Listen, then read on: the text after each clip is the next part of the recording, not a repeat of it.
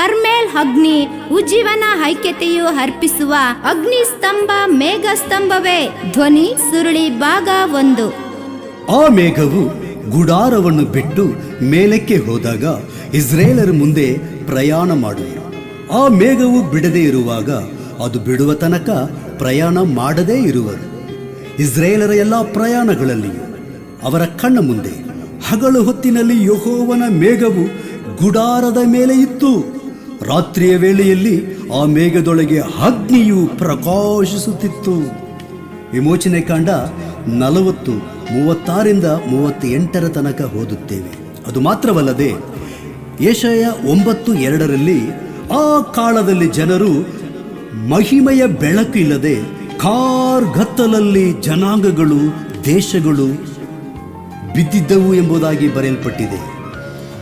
ಪ್ರವಾದಿಯು ಮುಂದುವರಿಸುತ್ತಾ 45ನೇ ವಚನದಲ್ಲಿ ಯೆಹೋವನ ಮಹಿಮೆಯು ಗೋಚರವಾಯಿತು, ಎಲ್ಲ ಮನುಷ್ಯರು ಒಟ್ಟಿಗೆ ಅದನ್ನು ಕಾಣುವರು ಎಂಬುದಾಗಿಯೂ, ಆತನು ಮತ್ತೆ ಯೆಶಾಯ 61 7 ಪ್ರಕಾಶಿಸು, ನಿನಗೆ ಬೆಳಕು ಬಂತು, ಯೆಹೋವನ ತೇಜಸ್ಸು ನಿನ್ನ ಮೇಲೆ ಉದಯಿಸಿದೆ ಎಂಬುದಾಗಿ ಪ್ರವಾದಿಯು ತನ್ನ ಪ್ರವಾದಿಯ ಪುಸ್ತಕದಲ್ಲಿ ಆ ಮಹಿಮೆಯ ಕಾರ್ಯಗಳನ್ನು ಕುರಿತು ವಿವರವಾಗಿ ಪ್ರಕಟಿಸುತ್ತಾನೆ.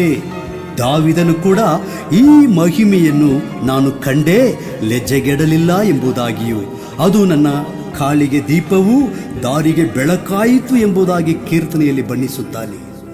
ಆ ಇಸ್ರೇಲ್ ಜನಾಂಗ ಕರ್ತನ ಮಹಿಮೆಯ ಬೆಳಕನ್ನು ನೋಡಿದರು, ಪ್ರಕಾಶಿಸಿದರು.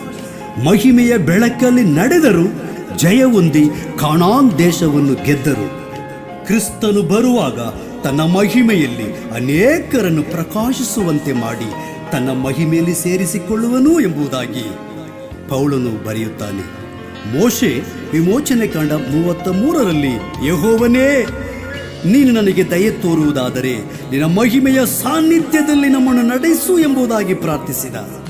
40 ವರ್ಷ ಜಯವುಳ್ಳವನಾಗಿ ಲಕ್ಷ ಲಕ್ಷ ಜನಾಂಗಗಳನ್ನು ಆಶೀರ್ವಾದದ ದೇಶದಡೆಗೆ ನಡೆಸಿದ.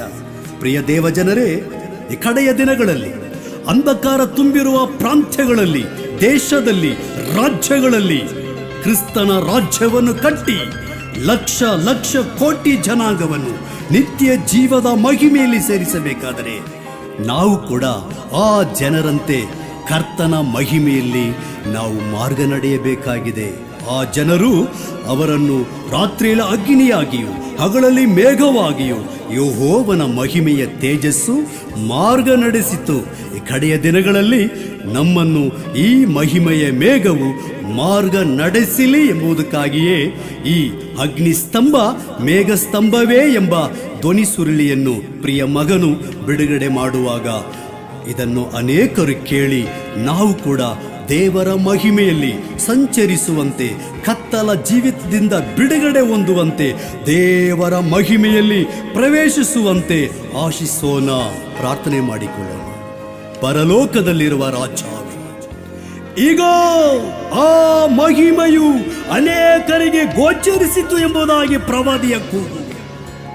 ದೇವಾ, ಈ ಕಡೆಯ ದಿನದಲ್ಲಿ ಈ ಧ್ವನಿ ಸುರುಳಿಯನ್ನು ಕೇಳುವ ಪ್ರತಿಯೊಬ್ಬರ ಮೇಲೆ ಪರಲೋಕದ ಜೀವವುಳ್ಳ ಮಹಿಮೆಯು ಪ್ರಕಾಶಿಸಲಿ.